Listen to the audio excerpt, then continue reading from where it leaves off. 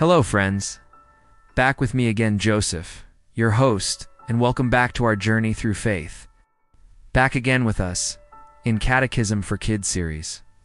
Today we're traveling to the beautiful mountains of Italy, near the city of Genoa, to learn about a very special place, the Shrine of Our Lady of the Watch, or as they say in Italian, Nostra Signora della Guardia. Imagine a tall mountain, Mount Figogna, so high that in the old days, people would stand on it to watch for ships coming into the port of Genoa or to see if any armies were marching nearby. That's why it's called the Watch. It's a place with a breathtaking view, where on a clear day you can see the whole valley, the city, the sea, and even the French island of Corsica far away. It's on this very mountain that our story begins, over 500 years ago. On August 29, 1490, a humble farmer named Benedetto Pareto was tending to his flock. Suddenly, a beautiful lady appeared to him. It was the Blessed Virgin Mary. She had a gentle but important request for Benedetto. She asked him to build a chapel right there on the mountaintop in her honor. Now, Benedetto was a simple, poor man. He looked around at the rugged mountain and thought, how can I possibly build a chapel? I don't have the money or the skills.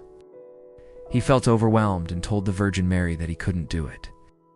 But she looked at him with kindness and said just 3 powerful words: be not afraid.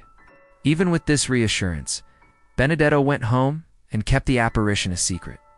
He was still scared and unsure. But a few days later, something happened that changed everything.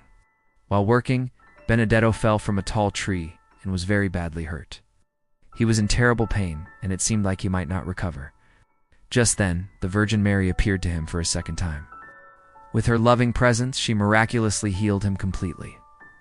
At that moment, all of Benedetto's doubts vanished. He knew the request was real, and he knew he had to act. This incredible miracle gave him the courage he needed. Filled with a new sense of purpose, Benedetto told everyone in his village about the apparitions and his miraculous healing. Inspired by his story, the local community came together. They all wanted to help. With everyone's support, Benedetto built the first small, simple wooden chapel right on the spot where Mary had appeared. This humble beginning was the start of a great devotion. Word began to spread, and soon pilgrims started climbing the mountain to pray. As more and more people came to visit, the little wooden chapel wasn't big enough. So, in the 1520s, a bigger church was built, thanks to the generosity of a noble family. They also built a small hospice nearby, a place where tired pilgrims could rest after their long journey up the mountain. But the love for Our Lady of the Watch just kept growing. By the late 1800s, it was clear that an even grander church was needed to welcome all the faithful. It wasn't an easy task. There were challenges with money and construction, but people's faith was strong. Finally, in 1890, the magnificent new basilica we see today was completed and inaugurated. It was a joyful celebration, exactly 400 years after Mary first appeared to Benedetto. The shrine became so important that it received special attention from the popes. In 1915, Pope Benedict XV, who was from Genoa, officially named the church a basilica, which is a very high honor. He loved Our Lady of the Watch so much that he even built a small temple for her in the Vatican City Gardens, with a statue given to him by the people of Genoa.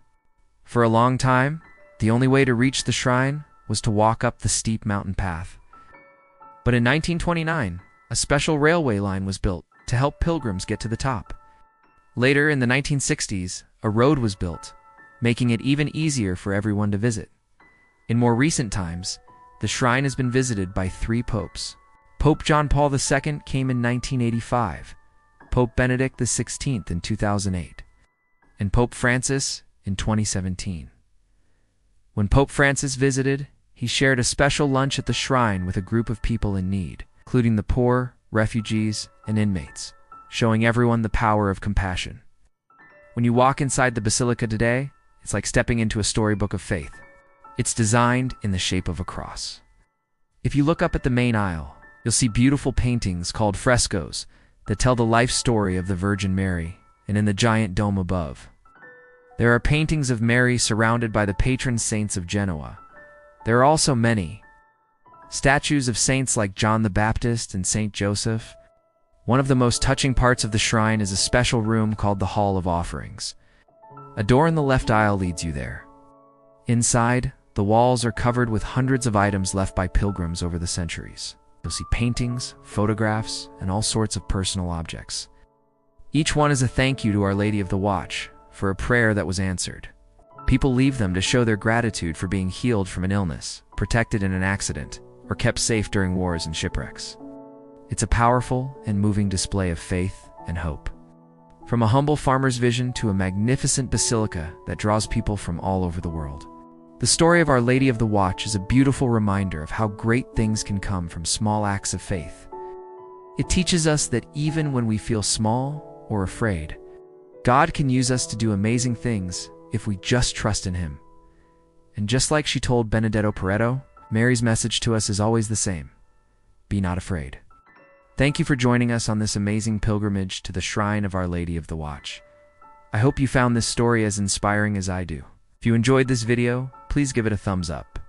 And don't forget to subscribe to our channel for more stories of faith from around the world. Take care, everyone. Stay safe and healthy as usual.